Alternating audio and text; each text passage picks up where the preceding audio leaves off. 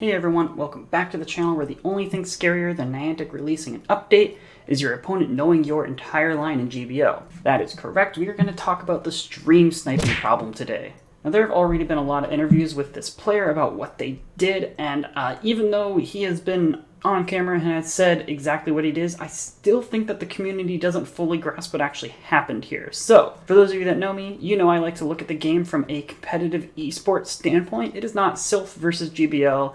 It's not, is Sylph or GBL going to be an esport? It's, is Pokemon PvP going to be an esport? That is a question I like to ask, and that is the angle that we're going to be looking at this problem from today. Now, of course, I don't support what they did. However, I do want to point out that most of the rules that they broke were made up by the community and not actually by Niantic, which is another issue. GBL doesn't have any rules. So what these players did got labeled as stream sniping. However, it wasn't directly actually stream sniping. It was more of information gathering and then abusing the fact that there's no negative consequences for dodging. So technically, because Niantic doesn't have any rules against dodging, they didn't break any rules. They just did something kind of shitty. So what these players would do is they would watch lots of streams, lots of content creators, and they would watch not necessarily what players themselves were using, but what their opponents' lines were. As a lot of these content creators are in that high legend rank, if you're also in the high legend rank, you might notice that you only play against a handful of people every single time. You might run into the same player multiple times in one set of 5 games. So what this player would do is he would keep track of all the teams that everyone in the high ELO rating were playing. Now, personally, I don't see any issue with that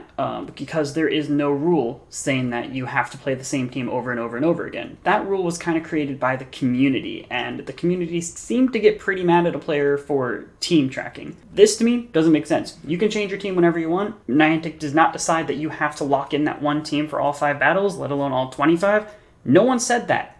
You guys made that up. And you also have people doing this exact same thing that the community adores and loves. You have Go Battle Log, where you specifically go in and type in the teams that you are seeing. Now this, to me, sounds like an extra layer of strategy to try and help get around the fact that there are 1, no rules in GBL, and 2, they are blind battles.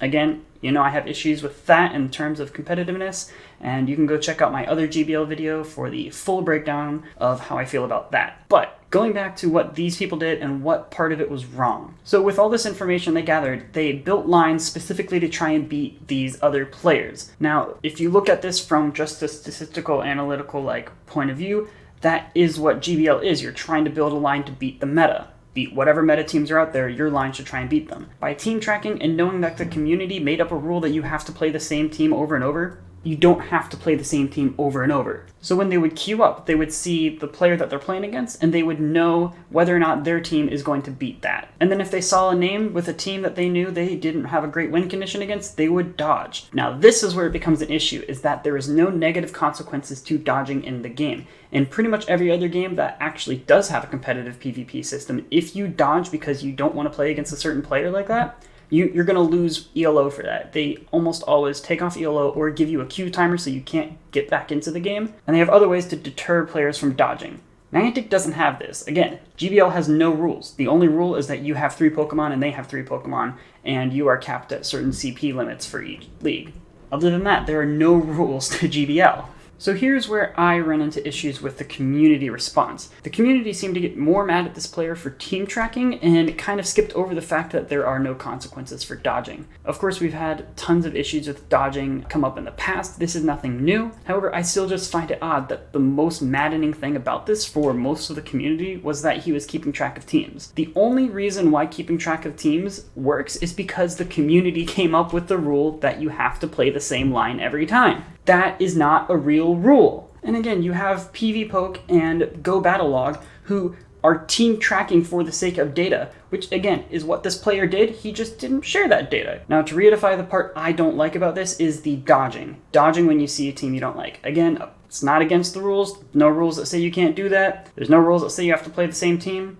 So, what can we do to fix this? So there have been a lot of suggested solutions to this and a lot of things that the community wants to see, and I'm going to go over some of those and also talk about the one that I think is the best answer from a competitive, working towards Pokemon being an esports kind of point of view. So the most commonly discussed solution to this whole dodging thing is to not show the names of the players before you battle them. You queue up, set you with a battle, and you don't get to see who you're playing. This is why I don't think this is helpful. That's a solution to a rule the community made up. That's not a solution to any of Niantic's rules about GBL, because again, there are none. Niantic should not be in charge of fixing our problems. We should be in charge of telling Niantic what problems they have and how they should fix it. This is not an inherent issue in GBL. This is just an issue within the rules the community themselves made. Now, the other most common one that is surprisingly overlooked far more often than I think it should be is just adding a dodge consequence. Either you lose ELO every time you dodge, or you add a timer, but this would be a solution to an in-game thing that Niantic already has in there. Without a rule on dodging, that means that the rule for dodging is there are no rules for dodging. If Niantic puts a consequence to dodging, then that fixes a problem within their own game, and the rules that the community made up also get solved in a sense, but it's not on us to come up with the rules for the game, because we're not the developers.